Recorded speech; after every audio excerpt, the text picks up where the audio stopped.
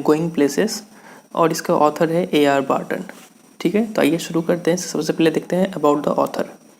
C is a modern writer who lives in Zurich and writes in English. ठीक है, in the story going places Barton explores the theme of adolescent fantasising and hero worshipping. तो आज का जो story है हमारा going places, इसमें जो इनके राइटर है बार्टन, उन्होंने क्या किया है, दो थीम के ऊपर इसमें बातचीत किया है। पहला थीम है आपका एडोलेसेंट फैंटिसाइजिंग। एडोलेसेंट मतलब टीनेजर और फैंटिसाइजिंग मतलब कल्पना करना। एक टीनेजर क्या क्या चीज़ सोचता है, क्या क्या सपने देखता है, क्या क्या कल्पनाएं करता है, वो चीज़ों के बारे में हमें बताया गया है। और हीरो वर्शिपिंग मतलब हर किसी के लाइफ में कोई ना कोई एक आइडल होता है और हम लोग उसे बहुत लाइक करते हैं। तो दो थीम है इस स्टोरी का, एडोलेसेंट फैंटिसाइजिंग और हीरो वर्शिप। ठीक है, तो इस स्टोरी को पढ़ेंगे तो हम लोग को अच्छे से समझ में आएगा ये दो थीम और भी डिटेल में। ठीक है, तो चलिए स्टोरी को शुरू करते हैं। तो स्टोरी को शुरू करने से पहले यहाँ पे दो लड़की है, सबसे पहला तो सोफ़ी और दूसरी है जैनसी। ये दोनों दोस्त स्कूल से लौटते हुए आ रहे हैं और आते हुए आपस में बात कर रहे हैं, ऐसा सीन है। तो आइए अब शुरू करते हैं। When I leave, Sophie said, coming home from school I am going to have a boutique. तो सोफ़ी बोलती है कि जब मैं स्कूल से बाहर हो जाऊंगी, स्कूल पास आउट कर लूँगी, तब मैं क्या करूँगी, मैं एक बुटीक खोलूँगी। ठीक है, बुटीक का मतलब क्या होता है, एक ऐसा दुकान जहाँ पे फैशनेबल क्लोथ्स बिके, ऐसे दुकान को बोलते हैं बुटीक। तो सोफ़ी का मन है कि उसको एक बुटीक खोलना है स्कूल से पास आउट होने का बाद। तो जैनसी जो है, linking arms with her along the street, look doubtful. तो दोनों दोस्त हाथों में हाथ डाल के चले आ रहे हैं और वो क्या करती है, उसको थोड़ा डाउट होता है कि ये क्या बोल रही है, सोफ़ी क्या बोल रही है। और जैनसी रिप्लाई देती है, takes money Soph, something like that. तो जैनसी जो है वो सोफ़ी को सोफ बोल के बुलाती है और बोलती है कि इसके लिए पैसा लगेगा, ऐसा कुछ करने के लिए, एक बुटीक खोलने के लिए तुमको पैसा लगेगा। I will find it, SoFi said, steering far down the street. तो सोफ़ी रास्ते की ओर दूर देखते हुए बोलती है कि मैं पैसे का जुगाड़ कर लूँगी। Take you a long time to save that much. तो जैनसी बोलती है कि तुमको इतना पैसा जुगाड़ करने में बहुत टाइम लगेगा। तो सोफ़ी रिप्लाई करती है, well I will be a manager then, yes of course, to begin with. तो ठीक है, मैं स्टार्ट करने के लिए एक मैं मैनेजर बन जाऊंगी, till I have got enough, और जब तक मेरे पास पैसा हो जाएगा फिर उसके बाद मैं बुटीक खोल लूँगी। But anyway I know just how it's all going to look. तो सोफ़ी बोलती है कि जो भी हो, मैं मैनेजर बनकर पैसा इकट्ठा कर लूँगी और उसके बाद जब मैं बुटीक खोलूँगी तो मुझे पता है वो कैसा दिखेगा। They wouldn't make you manager straight off Soph. तो जैनसी रिप्लाई देती है कि वो तुम्हें तुरंत स्कूल से निकलते ही तुमको मैनेजर नहीं बना देंगे सोफ। तो सोफ़ी बोलती है, I will be like Mary Quant, मैं मैरी क्वांट की तरह बनूंगी। मैरी क्वांट कौन है, वो एक फ़ैशन डिज़ाइनर थी, तो उनकी तरह बनना है सोफ़ी को भी। I will be a natural, तो मैं एक बहुत ही नेचुरल फैशन डिज़ाइनर बनूंगी। They will see it from the start, और जैसे ही बुटीक खुलेगा तो लोग उसको देखेंगे, इतना अच्छा होगा वो। आई will have the most amazing shop this city has ever seen. तो इस शहर ने जैसा बुटीक देखा होगा उससे भी अच्छा, सबसे अच्छा मैं बुटीक यहाँ पे खोलूँगी। तो ऐसा सोफ़ी का सपना है। तो जैनसी फिर रिप्लाई देती है, Jancy knowing they were both earmarked for the biscuit factory became melancholy, she wished Sophie wouldn't say this things. तो जैनसी, जिसे ये पता है कि दोनों क्या है, ईयर मार्क का मतलब होता है रिजर्व, डेस्टिन्ड, पहले से फिक्स हो गया है कि दोनों को कहाँ काम करना है, बिस्किट फैक्ट्री में। ठीक है, ये पहले से इनको अपॉइंटमेंट मिल चुका है। तो वो ये सोचती है कि उन दोनों का तो फ्यूचर कहाँ पे, बिस्किट फैक्ट्री में है। तो ये सोच के वो बिकम मेलनकली मतलब सैड हो जाती है वो। She wished Sophie wouldn't say this things, वो सोचती है कि काश सोफ़ी ये सब बातें ना करती, क्योंकि जब इंसान कोई सपना देखता है और वो सपना जब पूरा नहीं होता है तो उसे काफ़ी दुख पहुंचता है। तो वैसे ही जैनसी भी सोच रही है कि काश सोफ़ी ये सब सपना ना देखे और रियलिस्टिक होए। तो यहाँ पर अगर एक वर्ड में अगर डिस्क्राइब किया जाए सोफ़ी को, तो सोफ़ी को हम लोग बोल सकते हैं कि वो डे ड्रीमर है, काफ़ी ज़्यादा वो ड्रीम करती है, सपने देखती है। और वहीं जैनसी का अगर बात किया जाए तो जैनसी क्या है, एक वर्ड में अगर बोला जाए तो वो रियलिस्टिक है। ठीक है, रियलिस्टिक पर्सन है। When they reached Sophie's street, Jancy said, "It's only a few months away now, Soph. You really should be sensible." तो जब उस रोड में पहुंच जाते हैं जिस रोड में सोफ़ी का घर होता है, उस रोड में पहुंच के जैनसी बोलती है कि अब सिर्फ कुछ ही मंथ बाकी रह गई है स्कूल ख़त्म होने में। You really should be sensible, अब तुम्हें समझदारी आ जानी चाहिए। They don't pay well for soap shop work, you know that your dad would never allow it. तो जैंसी बोलती है कि तुम्हारे पिताजी एक शॉप वर्क में काम करते हैं और वहाँ पे ज़्यादा तनख्वाह नहीं होता है और ये तुम्हें भी पता है, और तुम्हारे पिताजी इस बात के लिए अलाउ भी नहीं करेंगे। किस बात के लिए अलाउ नहीं करेंगे? एक बुटीक खोलने के लिए, ठीक है। तो सोफी जवाब देती है, और एन एक्ट्रेस, तो मैं एक्ट्रेस बन जाऊंगी, ठीक है। Now there's real money in that, उसमें तो बहुत ज़्यादा पैसा है। Yes, and I could maybe have the boutique on the side, हाँ मैं एक्ट्रेस बनूंगी और बुटीक को साइड में रखूंगी। Actresses don't work full time, और एक्ट्रेसेस लोग को तो दिन भर काम नहीं करना होता है, डू दे? एनीवे डैट और a fashion designer, you know something a bit sophisticated. लेकिन जो भी हो, एक एक्ट्रेस हो या फिर एक फैशन डिज़ाइनर हो, जो भी मैं बनूंगी एक हट के बनूंगी। हट के मतलब बिट सोफिस्टिकेटेड, मतलब एक फैशनेबल, ठीक है, कुछ अलग काम करूंगी मैं। तो ऐसा सोफ़ी रिप्लाई देती है। अब आगे देखते हैं क्या होता है। And she turned in through the open street door, leaving Jancy standing in the rain. और एक दरवाज़ा जो खुला हुआ था, उस दरवाजे को खोल के सोफ़ी जो है वो अंदर चली जाती है, और जैंसी जो है वो अभी रोड में खड़ी हुई है और बारिश में खड़ी हुई, हल्का हल्का बारिश हो रहा है वहाँ पे। तो जैंसी अब सोफ़ी अब रूम के अंदर, घर के अंदर आ चुकी है। If ever I come into money I will buy a boutique, और घर में आके बोलती है कि अगर मुझे कभी पैसा मिला तो मैं एक बुटीक खोलूँगी। हाँ, if you ever come into money, if you ever come into money you will buy us a blessed decent house to live in, thank you very much. तो घर में आके वो बोलती है कि अगर मेरे पास पैसा हुआ तो मैं बुटीक खोलूँगी। तो इस बात पर उसके पिताजी जो है, सोफ़ी के फादर, वो रिप्लाई करते हैं कि अगर तुम्हारे पास पैसा हुआ तो, मतलब अगर तुम्हारे पास कभी पैसा हुआ तो तुम क्या करोगी, हमारे लिए एक बहुत ही अच्छा सा घर, डिसेंट हाउस बना के दोगी जिसमें हम लोग रहेंगे, ठीक है। Sophie's father was scooping shepherd's pie into his mouth as hard as he could go. तो सोफ़ी के जो पिताजी थे ये रिप्लाई करते हैं, और रिप्लाई करने के बाद स्कूपिंग का मतलब ईटिंग, वो खा रहे थे सेफर्स पाई, और जितना एक बार में उनके मुंह में जा सके उतना वो मुंह में डाल के ठूस ठूस के मतलब खा रहे थे, ठीक है। His plum face still grimy and sweat, plum face मतलब उनका गोल मटोल सा जो चेहरा था, वो चेहरा अभी भी ग्रीमी मतलब डर्टी, अभी भी डर्टी था, एंड स्वेट पसीना लगा हुआ था, मार्क्ड फ्रॉम द डे, क्योंकि वो दिन भर काम करके आए हुए थे तो उनका चेहरे पर वो दिख रहा था, पसीना था और थोड़ा गंदगी था। She thinks money grows on trees don't she dad, said little Derek. तो सोफ़ी का जो छोटा भाई है डेरेक, वो बोलता है कि पिताजी ये सोचती है कि पैसा पेड़ पे उगते हैं, ठीक है कि नहीं dad? Hanging on the back of the father's chair, और पिताजी के जो चेयर पे झूलते हुए ये बात वो बोलता है डेरेक। आपको ये याद रखना है, डेरेक छोटा भाई है सोफ़ी का। देयर मदर साइड, और उनकी जो माँ है वो काम कर रही है किचन में, और काम करते करते साइड मतलब ब्रीद आउट, ठीक है, सांस लेती है अच्छे से। Sophie watched her back stooped over the sink and wondered at the incongruity of the delicate bow which fastened her apron strings. तो सोफ़ी देखती है अपनी माँ को और देखती है कि जो उनका जो कमर है वो स्टूप झुका हुआ है ओवर द सिंक, ठीक है, वो झुक के कुछ बर्तन वर्तन धो रही है।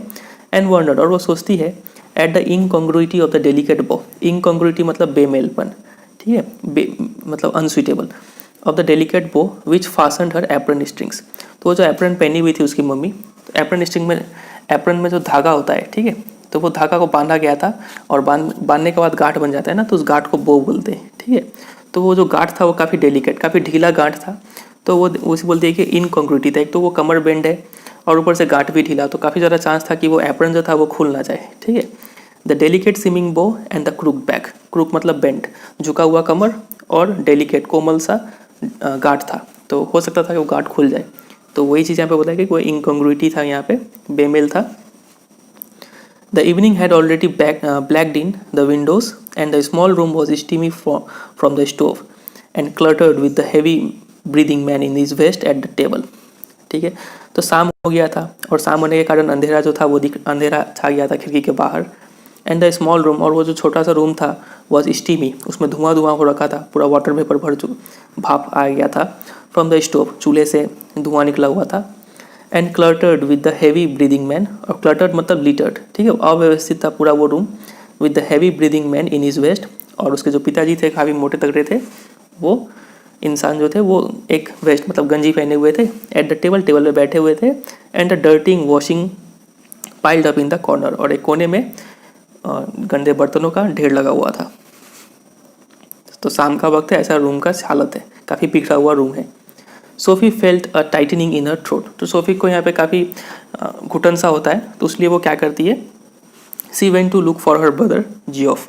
तो अपने भाई को देखने चली जाती है जो कि है जियोफ, उससे बड़ा भाई है जियोफ। तो अभी तक फैमिली में मम्मी है, पापा है, सोफ़ी है। सोफ़ी कुछ महीनों बाद स्कूल से पास आउट होने वाली है, और सोफ़ी से छोटा एक भाई है जिसका नाम है डेरेक, ठीक है।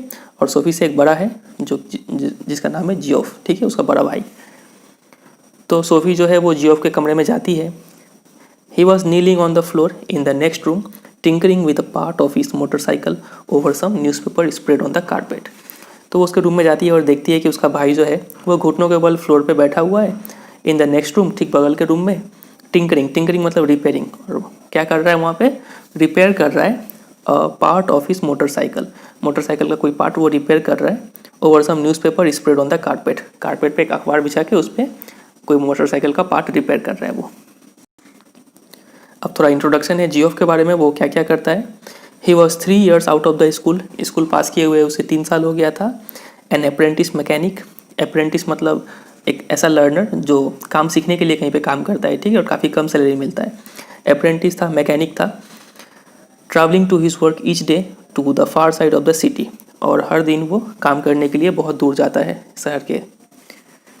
He was almost grown up now, और वो बड़ा हो चुका था, ठीक है, जिम्मेदारी संभाल रहा था। And she suspected areas of his life about which she knew nothing about which he never spoke. और वो बड़ा हो चुका था और सोफ़ी को थोड़ा डाउट होता था उसके उस लाइफ के बारे में जिसके बारे में उसे अच्छे से पता नहीं था। सोफ़ी को पता नहीं था कि जियोफ क्या करता है क्या नहीं करता है, और उसके बारे में जियोफ कभी बताता भी नहीं था, किसी से बोलता भी नहीं था। He said little at all ever, वो बहुत कम बात करता था वॉलंटरीली, मतलब अपनी इच्छा से बहुत कम बात करता था। उससे कुछ पूछो तो वो रिप्लाई देगा, नहीं तो उससे कुछ नहीं बोलने वाला था Geoff. Words had to be prised out of him like stones out of the ground. तो इसका मतलब होता है like stones of the ground, मतलब उसके मुंह से कोई चीज़ बुलवाना एक, मतलब आप ग्राउंड से पत्थर उठाने के बराबर था, मतलब बहुत कम बोलता था वो।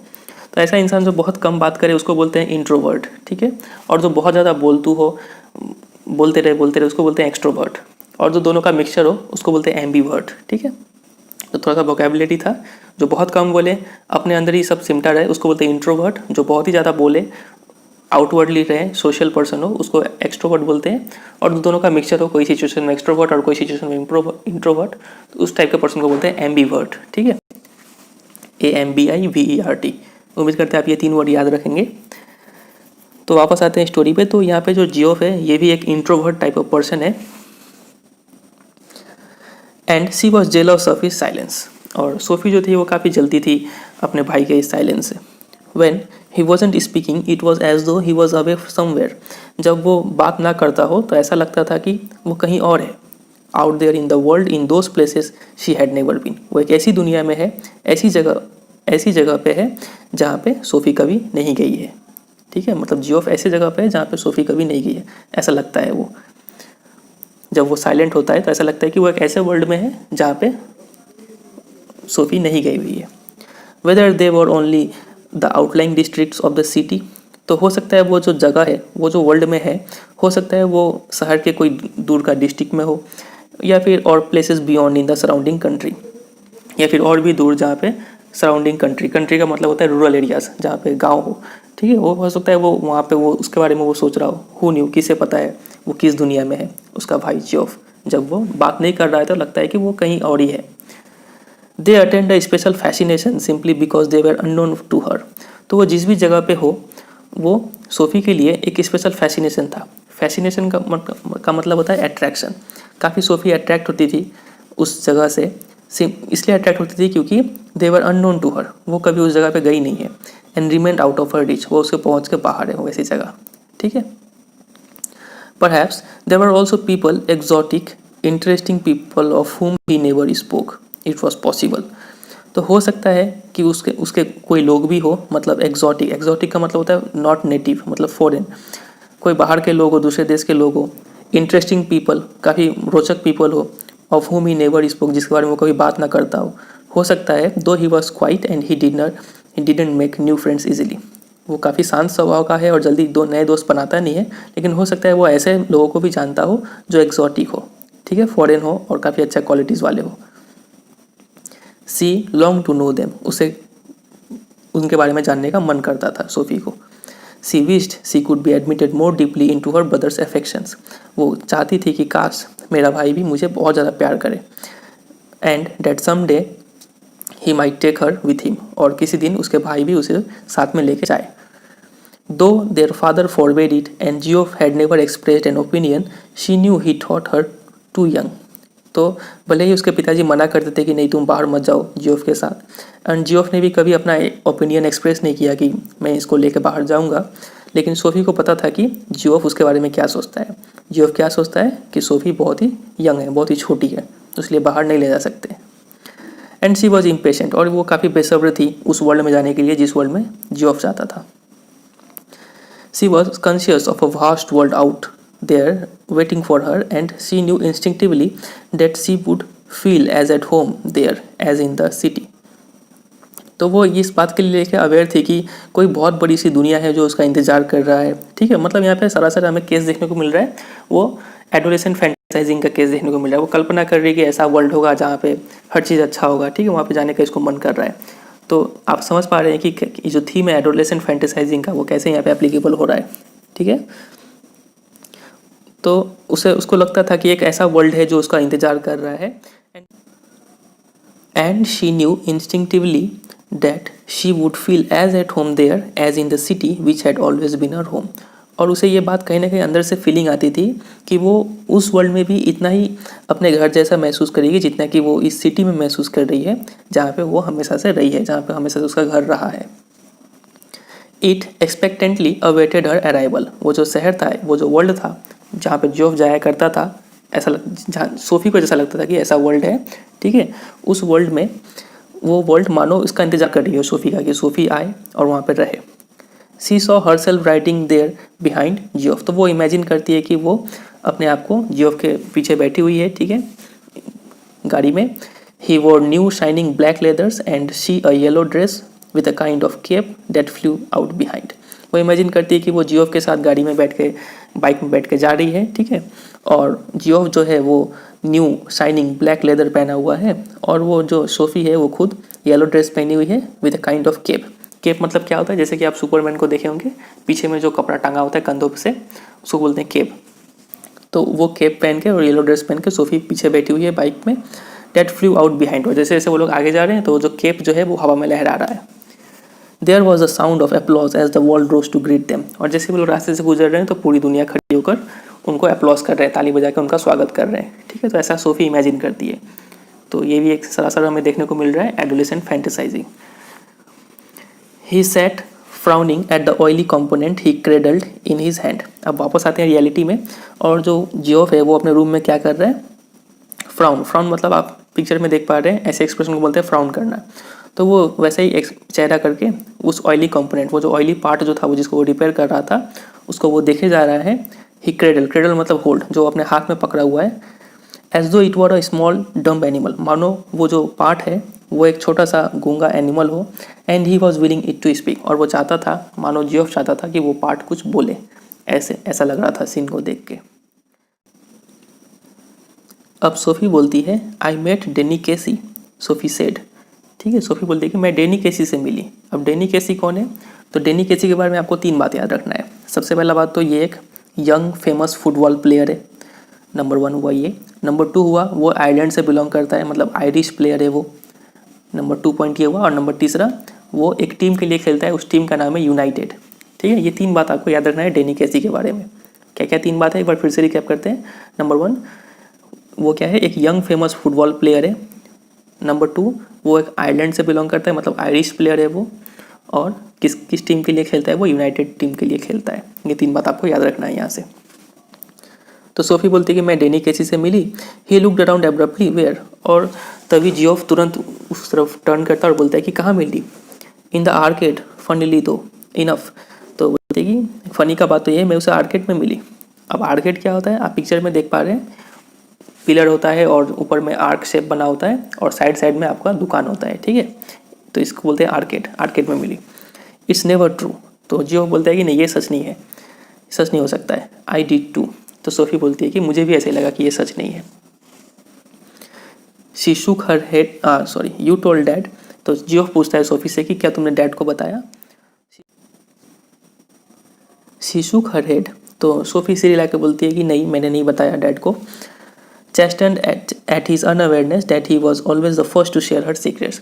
चेस्टन मतलब वो थोड़ी गुस्सी हो जाती है कि क्यों ये जियोफ है क्यों इतना अनअवेयर है कि सबसे पहले जो भी बात होता है मैं सबसे पहले उसी से आगे शेयर करती हूँ।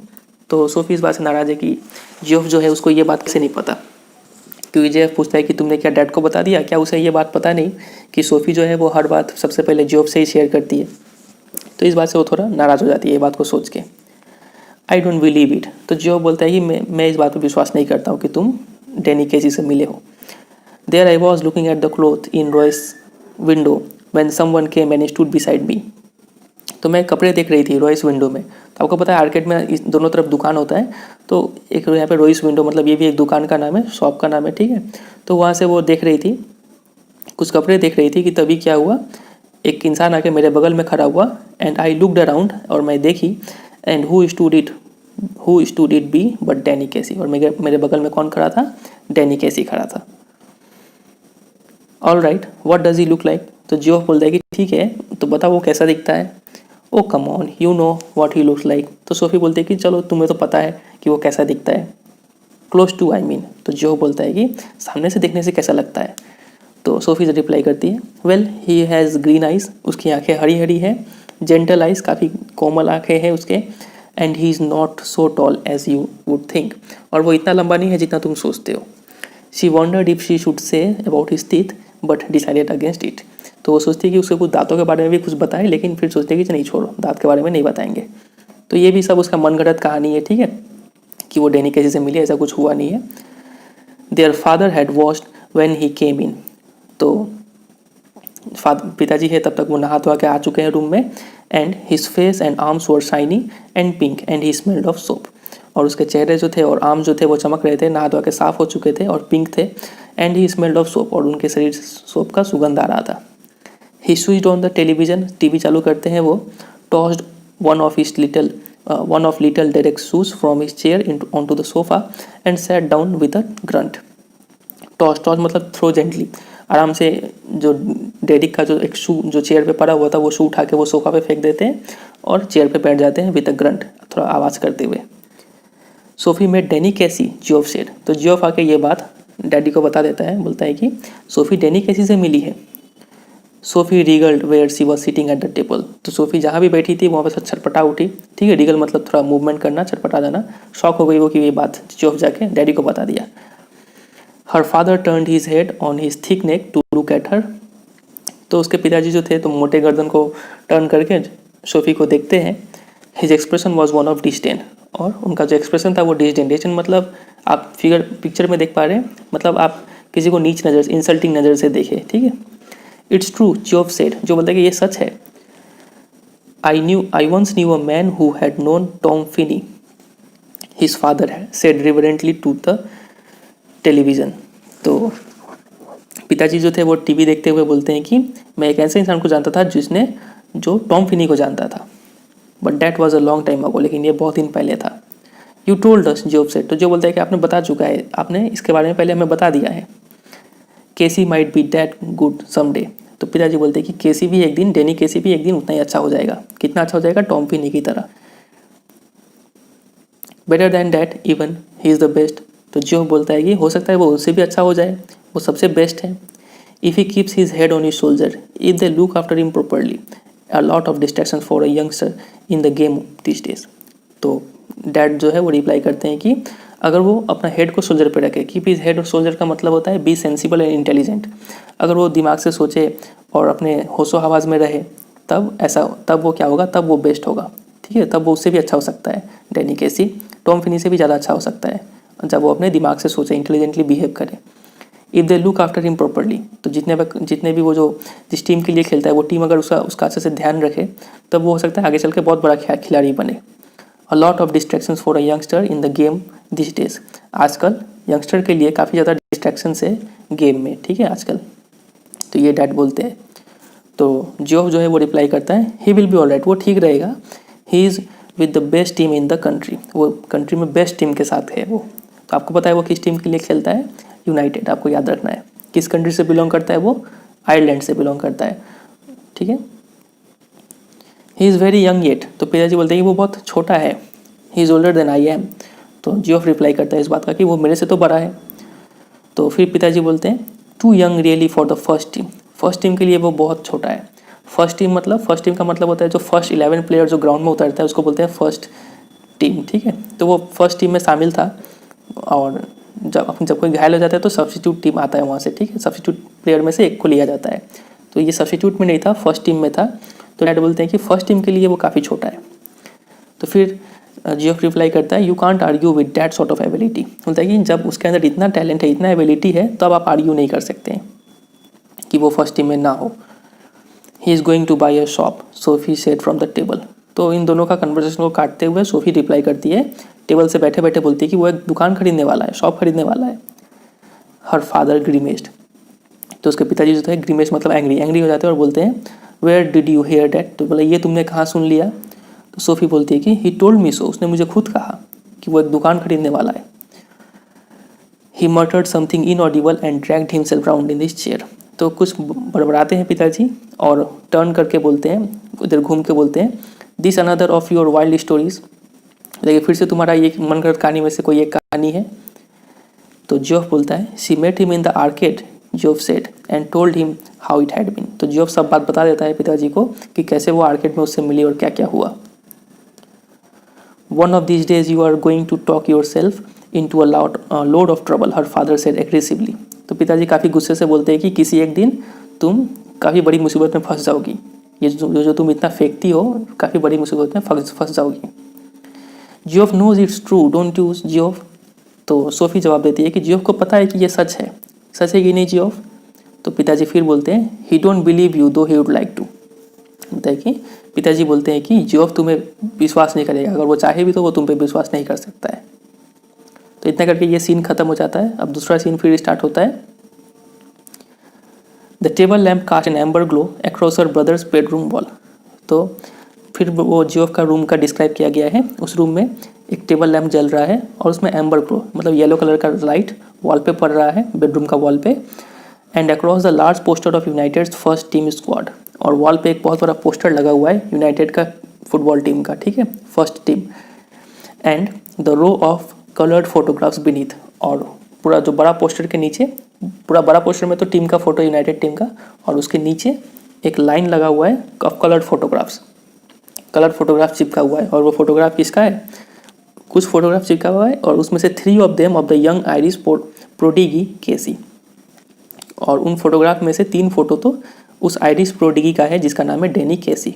प्रोडिगी मतलब एक्सट्रीमली टैलेंटेड चाइल्ड, ठीक है, बहुत ही छोटे उम्र में जब बहुत सारा टैलेंट है उसको बोलते हैं प्रोडिगी। तो यहाँ पे डेनी केसी को बोला गया है प्रोडिगी। तो प्रोडिगी का डेनी केसी का 3 फोटो लगा हुआ था जियोफ के बेडरूम में। तो इससे पता चलता है कि ये लोग जो है बहुत बड़े फैन है डेनी केसी के। Promise you will tell no one, Sophie said, तो सोफी बोलती है कि तुम प्रॉमिस करो कि तुम किसी को बोलोगे नहीं। तो जियोफ बोलता है nothing to tell is there, like कुछ बताने को है ही क्या। तो फिर सोफी बोलती है promise Geoff dad would murder me, like promise करो जियोफ पिताजी मुझे मार डालेंगे। तो जियोफ बोलता है only if he thought it was true, वो तुम्हें तभी मारेंगे जब उन्हें लगे कि तुम्हारी बातों में कुछ भी सच्चाई है। तो सोफी बोलती है प्लीज़ जियोफ। तो जियोफ बोलता है Christ Sophie you are still at school, Casey must have strings of girls, लेकिन भगवान के लिए सोफी तुम अभी भी स्कूल में हो, तुम्हारा बहुत छोटी हो तुम। Casey must have strings of girls, उसके पास तो पहले से ही कई सारी लड़कियां होंगी, ठीक है, स्ट्रिंग मतलब ग्रुप ऑफ गर्ल्स, उसके पास काफ़ी सारी होंगी लड़कियां, वो तुमसे क्यों बोलेगा कुछ भी।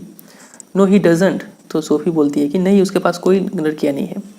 How would you know that, he GERD मतलब मजाक उड़ाते हुए बोलता है, टीज करते हुए बोलता है उसको कि तुम्हें ये बात कैसे पता कि उसके पास कोई लड़कियां नहीं है। He told me that's how, क्योंकि उसने मुझे बताया उसलिए। तो जो बोलता है as if anyone would tell a girl something like that, तो भला ऐसा कौन इंसान इस लड़की को कोई लड़की को ऐसा बात बोलता है, जो बोलता है ये बात। तो सोफी रिप्लाई करती है येस ही डिड, मतलब हाँ उसने मुझे कहा। He isn't like that, he is quite, वो वैसा नहीं है, वो शांत स्वभाव का इंसान है। Not as quiet as all that apparently, मतलब कि इतना भी तो वो ऐसा नहीं है कि तुम्हें ऐसा कुछ बोल दे वो। तो सोफी रिप्लाई करती है it was nothing like that, ऐसा कुछ नहीं हुआ। Geoff it was me spoke first, मैंने उससे पहले बोला। When I saw who it was, जब मैंने देखा कि वो कौन है, जब मैंने उसे पहचान लिया कि वो डेनी केसी है, मैंने कहा excuse me but aren't you Danny Casey, मैंने उससे कहा कि एक्सक्यूज़ मी आप डेनी केसी तो नहीं हो। And he looked sort of surprised, और वो चौंक गया थोड़ा। एंड ही सेड, और वो रिप्लाई किया, यस दैट्स राइट, हाँ तुम सही हो। And I knew it must be him because he had the accent you know like when they interviewed him on the television. तो सोफ़ी कैसे पहचान गई कि ये असली में डेनी केसी है, क्योंकि जैसे ही उसने कहा यस दैट्स राइट, मतलब उसका जो बोलने का तरीका था, जिसको बोलते हैं एक्सेंट, बोलने का तरीका को एक्सेंट बोलते हैं, ठीक है, उसका जो एक्सेंट था वो ठीक उसी तरीके से था जैसे वो लोग टीवी में देखते थे उसको इंटरव्यू देते हुए, ठीक है। तो उससे वो पहचान गई कि नहीं ये असली का डेनी केसी है।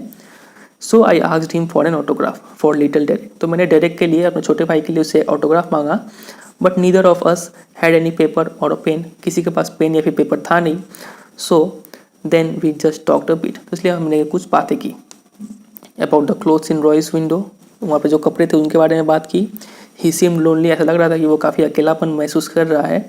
After all it's a long way from the west of Ireland, क्योंकि वो काफ़ी दूर आ चुका है from the west of Ireland. आपको पता है कि जो ये डेनी केसी है वो कौन से कंट्री से बिलोंग करता है, आयरलैंड से, ठीक है। और वो काफ़ी दूर आ चुका है घर से यहाँ पे गेम खेलने के लिए। And then just as he was going he said, और तब जब वो जाने वाला था तब उसने कहा कि if I would care to meet him next week he would give me an autograph then. तो यहाँ पे फेंकने का हाथ पार कर चुकी है सोफ़ी, और वो बोलती है कि डेनी केसी उससे बोला कि अगर मैं चाहूँ, ठीक है, if I would care to, मतलब अगर मैं परमिशन दूँ तो अगले सप्ताह हो सकता है कि वो मुझे मिले और मुझे एक ऑटोग्राफ दे दे। मतलब डेनी केसी उसे बोला कि वो उससे मिल के उसको ऑटोग्राफ देगा। तो ये पूरा फेंक रही है। Of course I said I would, तो जाहिर सा बात है मैंने भी कहा कि हाँ मैं तुमसे मिलूँगी। तो ये सब बात सोफ़ी ने जियोफ को बता दिया। As if you would ever show up, तो जियोफ रिप्लाई करता है कि जैसे कि वो तुमसे मिलने आ ही जाएगा। You do believe me now don't you, तो सोफ़ी बोलती है कि अब तो तुम मेरे बात पे विश्वास करते हो ना। He dragged his jacket which was shiny and shapeless, तो अपना जैकेट उठाता है जो काफ़ी शाइनी होता है और शेपलेस मतलब इधर उधर से मुड़ा हुआ होता है, सही शेप में नहीं होता है। From the back of the chair के पीछे से एक जैकेट उठाता है। And pushed his arms into it, और अपने हाथों को उसमें डाल लेता है। She wished he paid more attention to his appearance, तो वो फिर से विश करती है कि काश मेरा भाई थोड़ा सा अपने अपीयरेंस पे थोड़ा ध्यान देता। Wished he cared more about clothes, अपने कपड़ों पे थोड़ा ध्यान देता। He was tall with a strong dark face, लंबा था, स्ट्रॉन्ग डार्क फेस था उसका। हैंडसम था सी थॉट, लेकिन खाली यही है कि थोड़ा कपड़ों पे ध्यान देते तो और भी अच्छा दिखेगा वो। It's the unlikeliest thing I have ever heard he said, तो जियोफ रिप्लाई देता है कि मैंने ये सबसे अजीब, अनलाइकलीस्ट मतलब अनएक्सपेक्टेड, मोस्ट अनएक्सपेक्टेड थिंग उसने आज तक अपने लाइफ में सुना है, जो भी सोफ़ी ने उससे कहा। तो इतना करके ये सीन भी एंड हो जाता है। अब देखते हैं सीन कहाँ पे शिफ्ट हो रहा है। ऑन सैटरडे, शनिवार का दिन था, they made their weekly pilgrimage to watch United. और ये पिलग्रिमेज, ऐसे तो पिलग्रिमेज का मतलब होता है तीर्थ यात्रा, लेकिन यहाँ पर तीर्थ यात्रा नहीं है, मतलब मानो वो हर सैटरडे को, सप्ताह में एक दिन, वो लोग पिलग्रिमेज की तरह, मतलब उनका एक सेरेमनी, मतलब एक रूटीन बन गया था कि कहाँ जाना है उन्हें, एक मैच देखने जाना है, यूनाइटेड का मैच, ठीक है, फुटबॉल मैच देखने जाना है। तो वो लोग सभी को चले गए यूनाइटेड मैच को देखने के लिए, सभी कोई नहीं, मम्मी को छोड़ के बाकी सभी लोग चले गए। SoFi and her father and little Derek went down near the goal, तो सोफ़ी और उसके पिताजी और लिटिल डेरेक नीचे बैठे, ठीक है, नीचे के सीट्स पर बैठे गोल के पास में। और Geoff as always went with his mates higher up, और जियोफ हमेशा की तरह अपने दोस्तों के साथ ऊपर वाले सीटों में बैठा।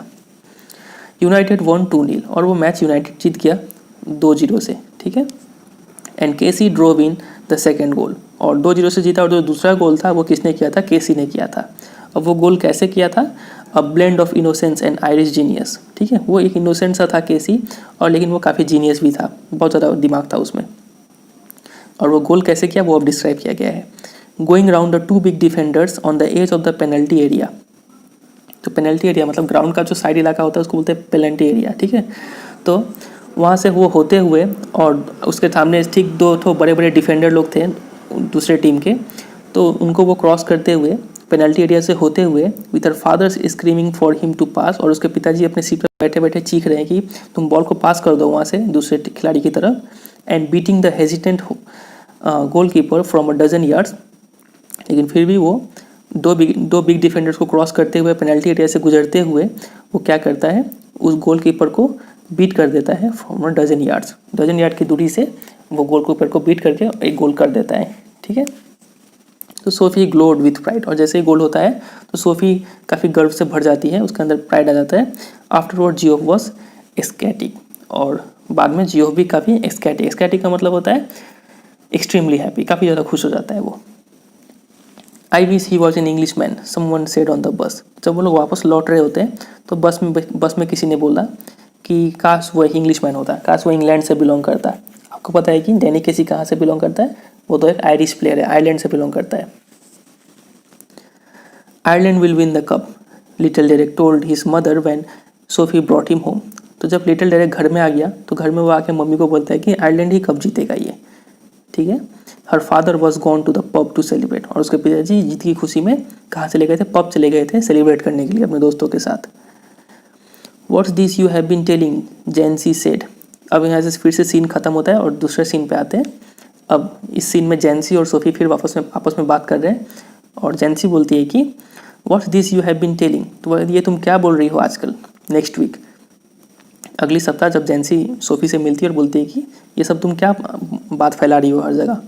अबाउट वॉट, मतलब किस चीज़ के बारे में कि मैं क्या बोली। तो जेंसी फिर रिप्लाई करती है, your Geoff told our Frank you met Danny Casey. तुम्हारे भाई जियोफ ने मेरे भाई फ्रैंक को कहा कि तुम डैनी केसी से मिली हो। तो यहाँ पर सोफी का भाई है जियोफ और जेंसी का भाई है फ्रैंक, ठीक है। तो जियोफ ने जाकर फ्रैंक को बता दिया है कि सोफी जो है वो डैनी केसी से मिली है। This wasn't N inquisition. तो जिस तरीके से जेंसी ने क्वेश्चन पूछा है वो एक इंक्विजिशन नहीं था। इंक्विजिशन मतलब एक क्वेश्चन नहीं था, ऐसा नहीं कि आप किसी से सवाल कर रहे हो कि ये तुमने क्यों किया, ऐसा नहीं था। जस्ट जेंसी बिंग नोजी, ये तो सिर्फ जेंसी मतलब क्यूरियस थी, नोजी मतलब क्यूरियस थी, उसको जानने का इच्छा था इसलिए उसने पूछा। बट सोफी वॉज स्टैटर्ड, लेकिन जो भी हो सोफी जो थी ये क्वेश्चन सुन के वो चौंक गई।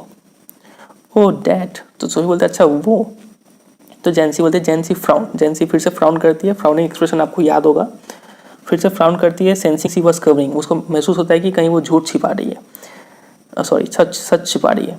येस डैट, बोले हाँ वही। वेल येस आई डिड, तो सोफी रिप्लाई करती है कि हाँ मैंने मिली तो सही। यू नेवर डिड, जेंसी एक्सक्लेम्ड, तो जेंसी बोले कि नहीं तुम नहीं मिली हो, तुम झूठ बोल रही हो। Sophie glared at the ground, तो सोफी ग्राउंड को देखे जा रही थी। डैम डैट जियोफ, और बोलती कि जियोफ की ऐसी की तैसी। This was a Geoff thing not a Jancy thing, वो सोचती है कि ये जियोफ के लिए था ना कि जेंसी के लिए था, ठीक है। क्योंकि आपको पता है कि जो ये सोफ़ी है वो काफ़ी जियोफ को प्यार करती है, ठीक है, काफ़ी उसको भाई उसको काफ़ी पसंद है।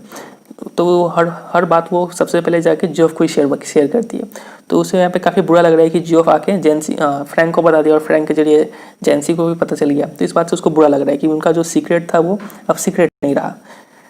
तो यहाँ पे बोला गया है it was a Geoff thing not a Jancy thing, it was meant to be something special just between them. ये एक स्पेशल बात था, सिर्फ सोफ़ी और जियोफ के बीच का बात था ये, इसको नहीं पता चलना चाहिए था जेंसी को। समथिंग सीक्रेट, ये एक सीक्रेट था। It wasn't a Jancy kind of thing at all, Jancy के लिए तो एकदम ही नहीं था ये। टेल गोकी Jancy something like that and the whole neighbourhood would get to know it.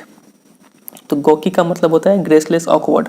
तो इस ऑकवर्ड मतलब अजीब सी जेंसी को कुछ भी बता दो और बताने के बाद कुछ ही देर में पूरा आस पड़ोस के पूरा मोहल्ले को पता चल जाता था वो बात। Damn that Geoff was nothing secret, बोलता है कि जियोफ की ऐसी की तैसी, क्या हमारे जो सेक्रेट का मतलब होता है होली, क्या हमारा रिलेशन इतना भी पवित्र नहीं है कि हम लोग कुछ बात सीक्रेट रख पाए, हर चीज़ सबको बताना ज़रूरी है क्या। तो ये बात सोफ़ी सोच रही है। इट्स अ सीक्रेट, तो सोफ़ी बोलती है कि ये सीक्रेट है, मेंट टू बी मतलब अब तो सीक्रेट नहीं रहा, सीक्रेट के लिए था ये। I will keep a secret Soph, you know that. तो जेंसी बोलती है कि सोफ मैं इसे सीक्रेट रखूँगी, तुम्हें पता है। I wasn't going to tell anyone, मैं किसी को ये बात बताने वाली नहीं थी। There will be a right old row if my dad gets to hear about it. तो बोलता है कि वो फिर से पुराना वाला रो मतलब वो फिर से पुराना वाला झगड़ा स्टार्ट हो जाएगा अगर मेरे पिताजी को इसके बारे में पता चला तो।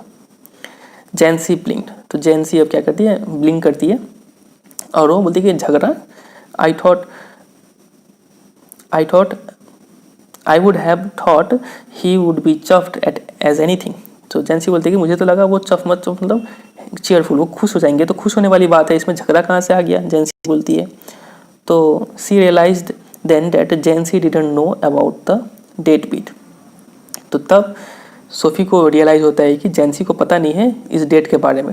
मतलब वो जो नेक्स्ट वीक में जो डेट पे जा रहे हैं सोफ़ी, और जो ये तो सब सोफ़ी का मनगढ़ंत कहानी है ना। तो सोफ़ी सोची हुई कि सोफ़ी ने जोफ को क्या बताया था कि अगले सप्ताह जो था वो जो डैनी केसी है वो आके सोफ़ी से मिलेगा और उसे अपना ऑटोग्राफ देगा। तो अब सोफ़ी को रियलाइज़ होता है कि ये बात जेंसी को पता नहीं है। जेंसी को सिर्फ इतना पता है कि वो लोग मिले थे, अगले सप्ताह फिर से मिलने वाले हैं, डेट पे जाने वाले हैं, तो वो बात जेंसी को पता नहीं है। तो वहीं यहाँ पे लिखा गया कि she realise that Jancy didn't know about the date bit. Geoff hadn't told about that, Geoff ने उसके बारे में नहीं बताया। तो यहाँ पे जेंसी सोफ़ी को कैसे रियलाइज़ होता है कि जेंसी को डेट के बारे में पता नहीं है।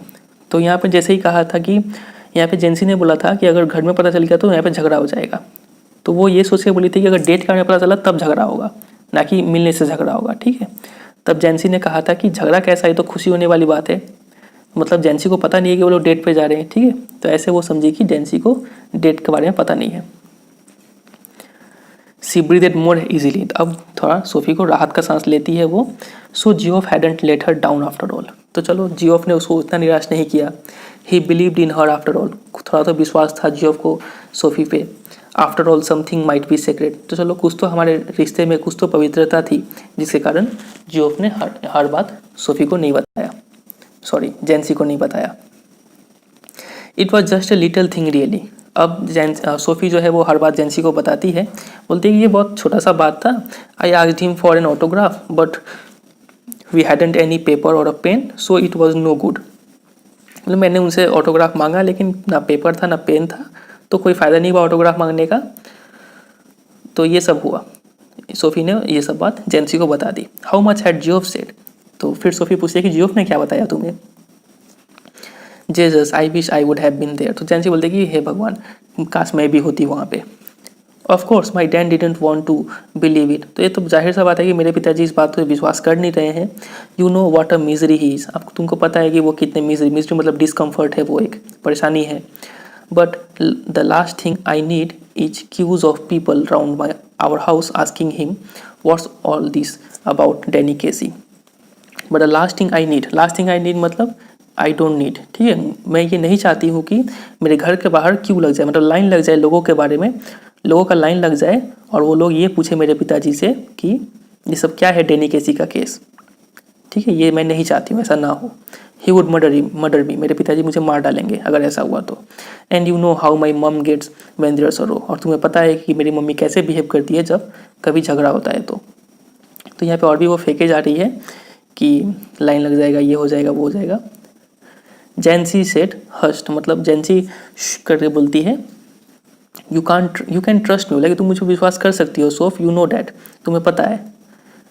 तो इतना करके दोनों का बातचीत फिर ख़त्म हो जाता है। फिर अब सीन शिफ्ट होता है, फिर ऐसे करते शाम हो जाता है। आफ्टर डार्क, अंधेरा होने का बाद, she walked by the canal, तो वो वॉक कैनल के साइड से चले जा रही थी। कैनल क्या होता है, एक वो आप पिक्चर में देख लीजिए आपको समझ में आ जाएगा, इस टाइप के स्ट्रक्चर को बोलते हैं कैनल, ठीक है। along a sheltered path lighted only by the glare of the lamps from the wharf across the water। तो वो कैनल के साइड से चल रही है और कहाँ पे चल रही है, शेल्टर्ड पाथ, ऊपर में शेल्टर बना हुआ है, ठीक है, छत लगा हुआ है, वहाँ से वो चले जा रही थे। और वहाँ पे जो लाइट है वो सिर्फ वो जो कैनल है, कैनल के उस पार से फ्रॉम द वॉर्फ मतलब क्या होता है, ऐसा जगह, एक ऐसा प्लेटफॉर्म जो कि स्टोन या फिर वुड का बना हो और वहाँ पे शिप्स या फिर बोट को बांधा जाता हो। तो वहाँ पे जो लैंप लगा हुआ है, वहाँ से लैंप का हल्का सा रोशनी इधर शेल्टर्ड पाथ पे पड़ रहा था। तो वो उसी पाथ से वो चल के जा रही थी। And the unceasing drone, unceasing मतलब कंटिन्यूअस, ड्रोन मतलब नॉइज़ ऑफ द सिटी, जो शहर का जो नॉइज़ था वॉज मफल्ड, वो काफ़ी मंद था, मतलब ढीला हो गया था, नॉइज़ कम आ रहा था यहाँ पे, और डिस्टेंट काफ़ी दूर था शहर। तो शांत जगह पे अभी सोफ़ी जो है वो यहाँ पे चल रही है, शेल्टर्ड प्लेस और beside the canal. It was a place she had often played in when she was a child, तो एक ये ऐसा जगह था जहाँ पे वो अक्सर खेला करती थी जब वो छोटी सी बच्ची थी। तो there was wooden bench beneath a solitary elm where lover sometimes came. तो वहाँ पे एक वुडन बेंच था beneath a solitary elm. Solitary elm मतलब एक सिंगल ट्री के नीचे एक बेंच लगा हुआ था जहाँ पे लवर्स लोग आके वहाँ पे बैठते थे। She sat down to wait, तो वो वहीं पे बैठी और इंतज़ार करने लगी। ठीक है, वो मतलब अभी भी सपना देख रही है, इमेजिन कर रही है कि काश डेनी केसी आएगा। It was the perfect place, वो काफ़ी अच्छा प्लेस था। She had always thought so for a meeting of this kind. तो इस टाइप के मीटिंग के लिए वो एक परफेक्ट प्लेस था, वो हमेशा से यही सोच के रखी थी। For those who wish not to be observe, उन लोगों के लिए जो ये चाहते हो कि उन्हें कोई देखे ना। She knew he would approve, उसे पता था कि डेनी केसी जो है वो इस जगह को अप्रूव कर देगा, मतलब उसे ये जगह पसंद आएगी। तो अभी भी वो सपने में है, वो सब सोच रही है कि चले जा रही है और इमेजिन कर रही है कि यहाँ पे वो आएगा और बैठेगा। For some while waiting she imagined his coming, तो थोड़ी देर के लिए वो इंतजार करते करते वो अब इमेजिन करने लगती है कि डेनी केसी वहाँ से चल के आ रहा है। She watched along the candle see him come out of the shadows, तो वो देख रही है कि वो अंधेरे से होते हुए चलता हुआ आ रहा है। Imagining her own consequent excitement, और वो इमेजिन कर रही है कि वो कितनी एक्साइटेड है डेनी केसी को देख के। Not until some time had elapsed, तो जब तक कि थोड़ा टाइम पास ना हो गया हो, did she begin balanced against the idea of his not coming. तो जब तक थोड़ा टाइम पास नहीं हुआ तब तक उसके बाद उसके रियलाइज़ हुआ कि वो नहीं आ रहा है। ठीक है, अब वो रियलिटी में आ रही है कि जेनी केसी वहाँ पे नहीं आ रहा है। थोड़ी देर टाइम बीतने के बाद उसे रियलाइज़ हुआ ये बात। हेयर आई सीट, लेकिन वो फिर भी और भी इमेजिन करती है कि यहाँ पे मैं बैठी हूँ। सी सेड टू हरसेल्फ, वो अपने आप से बोलती है कि यहाँ पे मैं बैठी हूँ। विशिंग डैनी वुड कम, और अभी भी विश कर रही है कि डैनी आएगा। Wishing he would come and sensing the time passing, वो सोच रही है कि डैनी आएगा और वो उसे ये भी सेंस हो रहा है कि टाइम बीता जा रहा है। I feel the pangs of doubt stirring inside me. Pangs मतलब शार्प पेन, उसके अंदर जो शक पैदा हो रहा है कि डेनी कैसे नहीं आएगा, और उस शक के कारण उसके अंदर एक पेन हो रहा है, दर्द सा हो रहा है। और वो सोची जा रही है कि डेनी कैसी आएगा, लेकिन उसको डाउट हो रहा है कि शायद नहीं आएगा।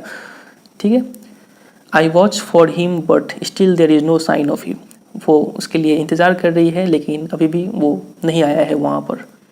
I remember Geoff saying he would never come, मुझे ये अब सोफ़ी को ये याद आ रहा है कि जियोफ ने कहा था वो कभी नहीं आएगा डेनी केसी यहाँ पे।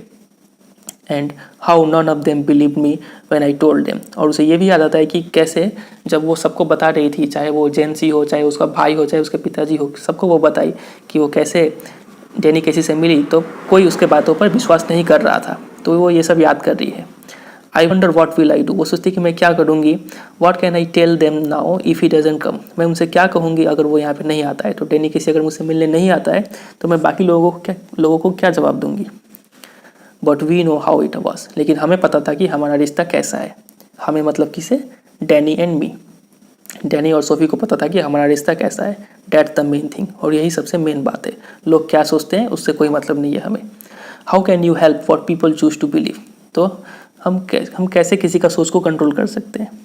बट ऑल द सेम, लेकिन फिर भी जो भी हो, इट मेक्स मी डिस्पोंडेंट। डिस्पोंडेंट मतलब होता है सैड, मुझे निराश करता है ये बात कि this knowing I will never be able to show them they are wrong to doubt me.